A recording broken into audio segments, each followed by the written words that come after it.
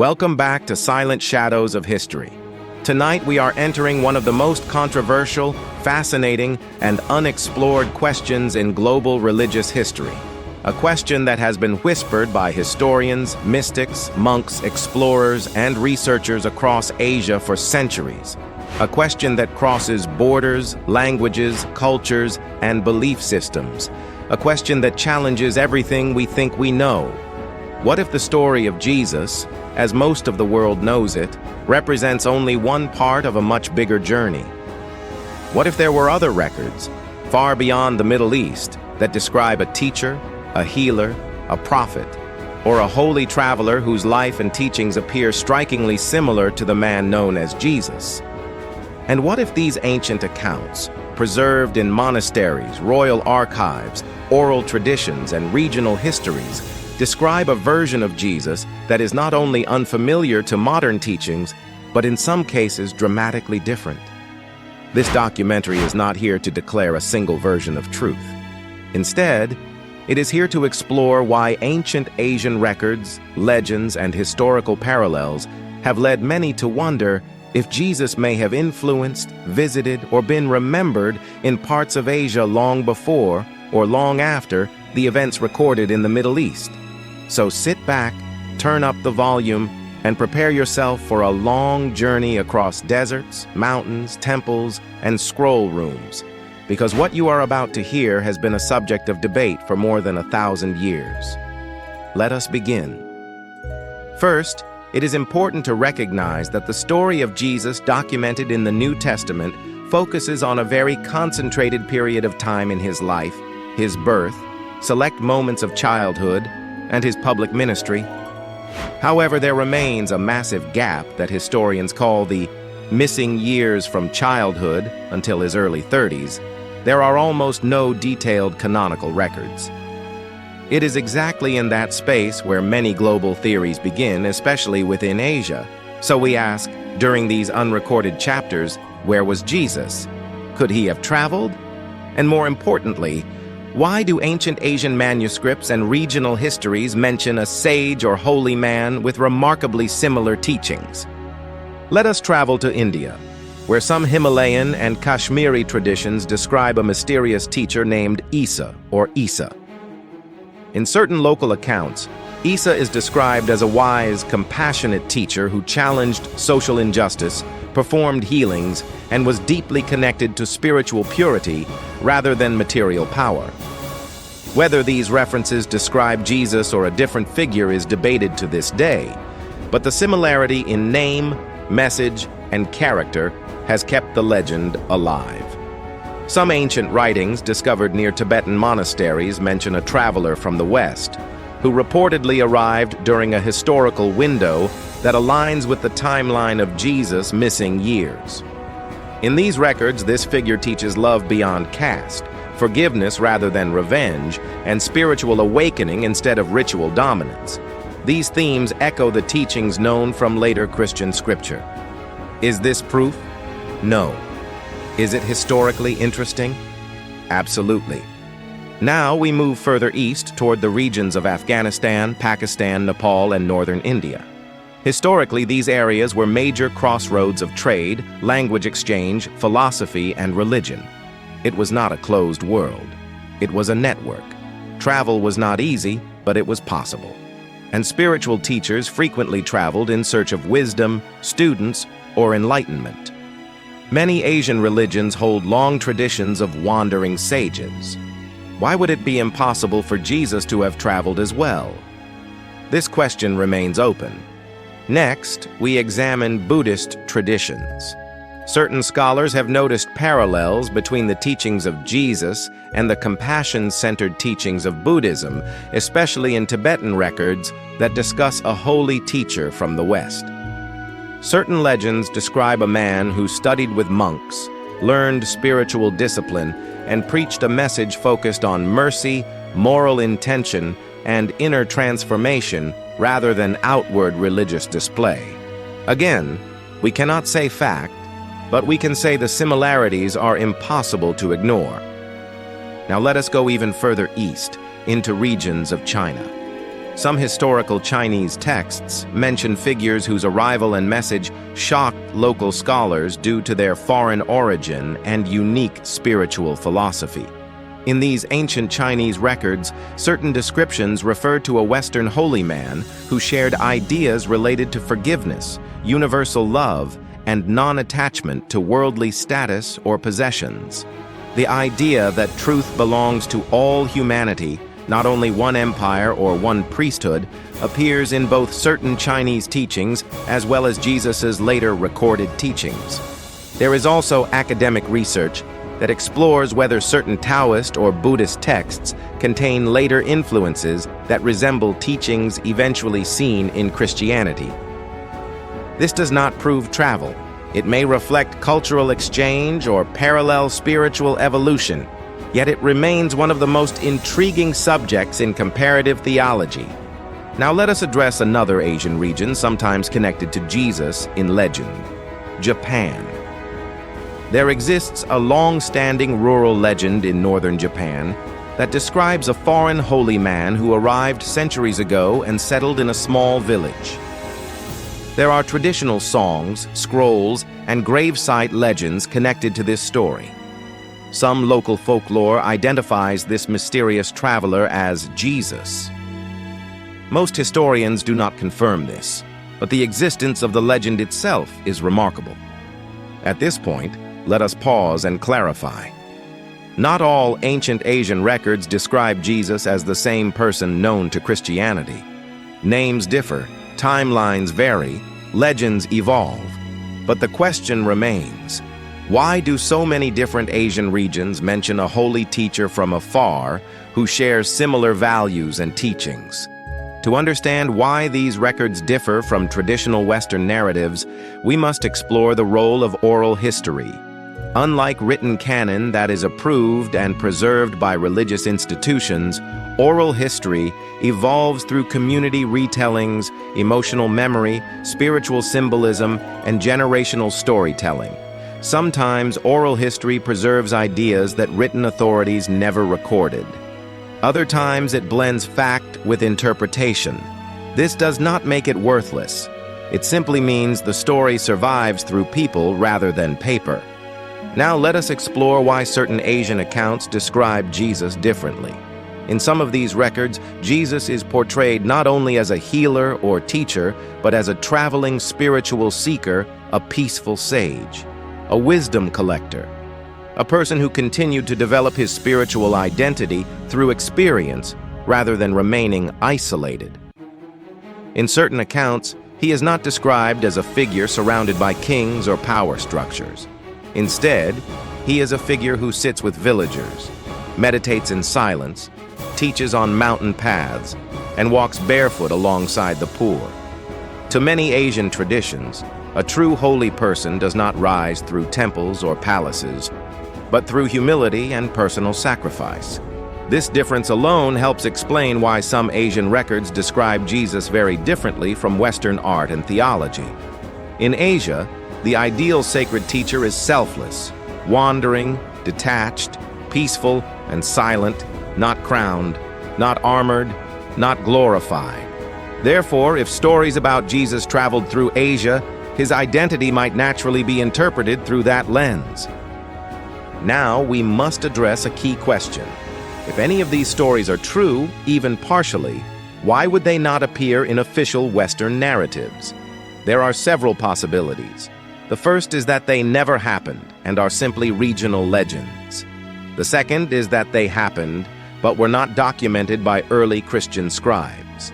The third is that they were documented but lost over time. And the fourth is that other writings may have existed but did not survive or were never canonized. Canonization is not simply a historical process. It is a process of selection. Many ancient texts from all parts of the world never became official doctrine. This is not unique to Christianity, it occurs in many religions. As we continue this exploration, we must remember that the farther a traveler moves from their homeland, the more their identity adapts to cultural context. If Jesus traveled east, people in Asia would not describe him as a Western religious figure. They would describe him through their own spiritual vocabulary. This is why world history is more complex than a single narrative. Now let us explore the final and most controversial theory, not as doctrine but as inquiry. Some scholars suggest that Jesus may have returned to Asia after surviving the events of Jerusalem. This idea is widely debated and rejected by many theologians. However, its existence as a theory is historically notable. The fact that multiple Asian oral traditions describe a holy teacher arriving after the time of the crucifixion keeps the topic alive for researchers. Again, this is not established fact. This is a field of inquiry. So what should we conclude? Perhaps the most powerful message in this entire discussion is this. The influence of Jesus may be far greater, wider, older, and more globally interwoven than many realize. Maybe his teachings echoed far beyond any written page. Maybe spiritual truth was never meant to stay behind one set of walls. Whether these Asian records describe Jesus of Nazareth or a different teacher entirely, they reveal something profound. Many civilizations across history recognized the value of compassion, mercy, non-violence, inner transformation, and universal love. These values are not owned. They are shared. Truth, wherever it originates, belongs to humanity. Before we close this investigation, there is still much more to examine because history is not a single doorway. It is a maze with countless halls, each one echoing a faint whisper of what might have happened. And when it comes to the life of Jesus, those whispers are louder, wider, and more global than mainstream history books ever reveal. To deepen our understanding, we must explore how ancient Asian perspectives describe sacred figures differently from Western narratives, because interpretation shapes identity. In the West, historical and religious storytelling often emphasizes genealogy, chronology, and divine authority. In many Asian traditions, however, the sacred is revealed not through lineage or political significance, but through awakening, wisdom, and spiritual transformation. In South Asia, holiness is often linked to the path of a seeker, someone who leaves home, questions everything, renounces comfort, and searches for truth beyond borders. In East Asian traditions, enlightenment is not inherited, it is achieved. So if stories of Jesus did travel, or if he himself traveled, it would make sense that Asian cultures remembered him not as a monarch or chosen heir, but as a wandering sage, a truth-bearer, a teacher beyond institution. Now let us examine something else that rarely gets discussed: the linguistic bridges. The name Isa appears in several Asian texts, including in regions where Semitic influence was extremely rare. In some cases, the name refers to a compassionate holy figure who challenged social hierarchies, defended the poor, and spoke against empty ritual. Some of these accounts describe Isa as a figure from the land of sand, which aligns with Middle Eastern geography. While this is not proof, it raises a question that scholars still debate. How did such a name and such a character appear so far beyond Israel without trade, migrations, or cross-cultural storytelling? Was it coincidence, or was it transmission? Now let us turn our attention to the Silk Road, an ancient network of trade stretching from the Mediterranean to China. Along this road, not only goods were traded, but stories, religions, myths, remedies, and philosophies. On the Silk Road, a merchant could encounter Buddhists, Hindus, Zoroastrians, Jews, Arabs, Persians, Chinese scholars, Greek philosophers, and mystics, all in the same journey. It was the ancient world's internet. We often imagine the ancient world as isolated, tribal, and geographically limited. But the Silk Road proves the opposite. Even thousands of years ago, ideas traveled farther than armies. Now let us explore the philosophical parallels that intrigue scholars even to this day. Jesus famously taught, "Love your enemies." Buddhist teachings emphasize compassion even toward those who cause harm. Jesus warned against greed and attachment to wealth. So did nearly every major ancient spiritual tradition of Asia. Jesus taught the kingdom of God is within. This mirrors non-material, inner awakening teachings found throughout Eastern philosophy. These parallels do not imply borrowing. They may imply universal truth or shared human wisdom, or independent discovery. Yet they also leave the door open to shared influence. Now let us explore symbolic adaptation. In Asia, historical figures often evolve into mythic symbols, not because facts are ignored, but because meaning is elevated above biography. A sage does not become legendary because of his birthplace. He becomes legendary because his message outlives him. Therefore, even if these stories reflect symbolic adaptation rather than literal biography, their existence demonstrates the impact of a figure matching Jesus' profile. As we approach the conclusion of this expanded investigation, let us ask one final question. What would change if Jesus was a global teacher, not a local one? Would his message become smaller or infinitely larger? Would borders matter more or far less? Would religion become more divided or finally unified? Perhaps this mystery is not intended to rewrite history, but to expand it. Perhaps the point is not to prove travel, but to reveal that truth is portable. And perhaps the most powerful idea of all is this: spiritual wisdom was never meant to belong to one land, one race, one language, one culture, or one institution. Truth is not property. Truth is not patented. Truth is not confined. Truth chooses the hearts willing to carry it.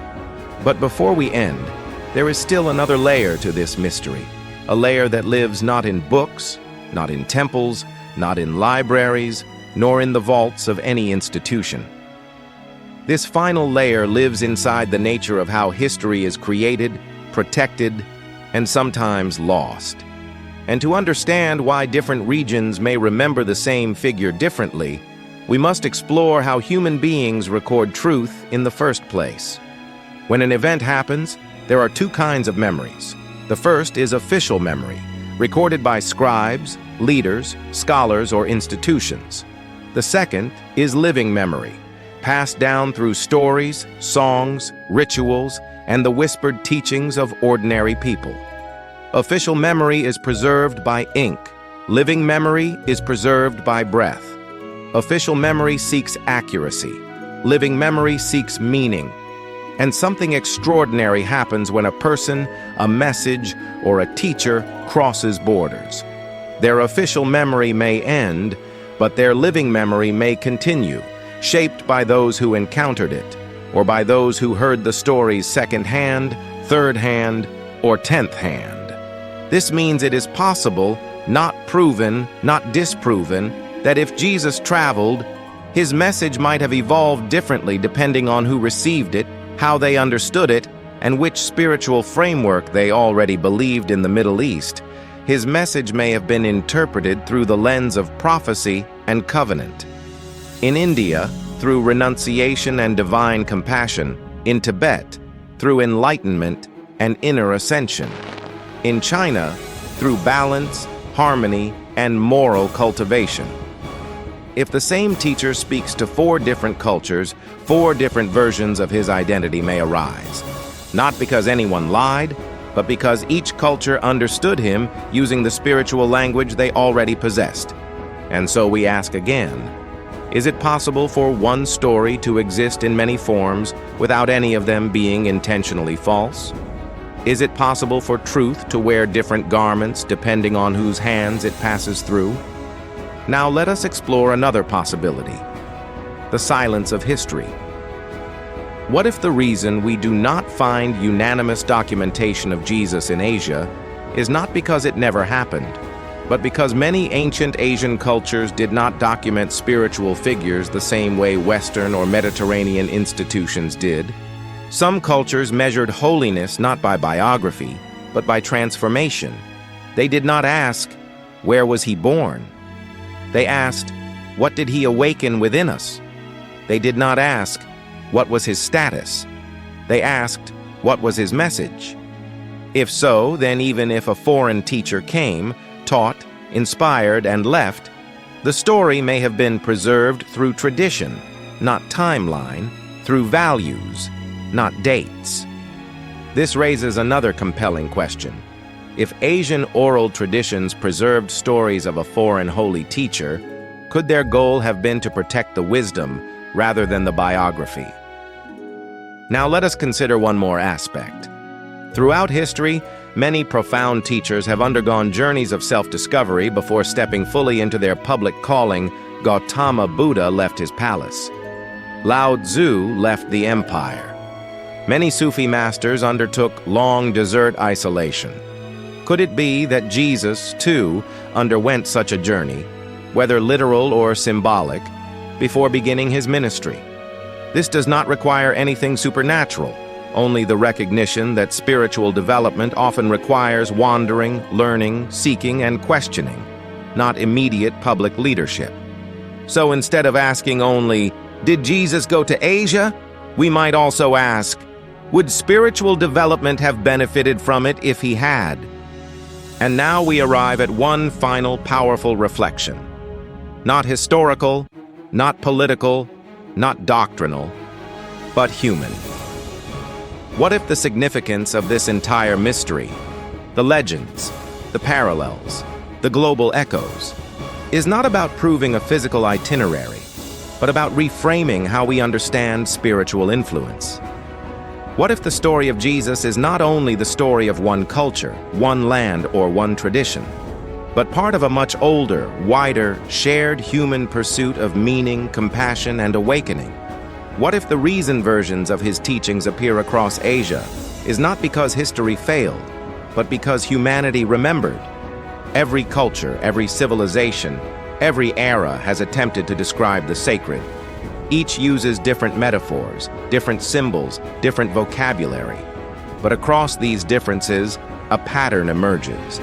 Empathy, mercy, truth, humility, courage, and inner transformation appear again and again. Maybe the story of Jesus is not only a biography, maybe it is also a mirror that reflects what humanity is searching for, no matter the continent. As we close tonight's investigation, remember this: history is not always one book. Sometimes it is many. History is not always one voice. Sometimes it is a choir. And truth is not always limited to what was written down. Sometimes it survives in what refuses to die. Thank you again for watching Silent Shadows of History. If this episode inspired curiosity, reflection, or wonder, support the channel with a like, subscribe, and comment. Let us know what you believe, what you doubt, and what you want exposed next. Stay curious, stay respectful, and never stop listening to the past, because history does not sleep. It simply waits to be found.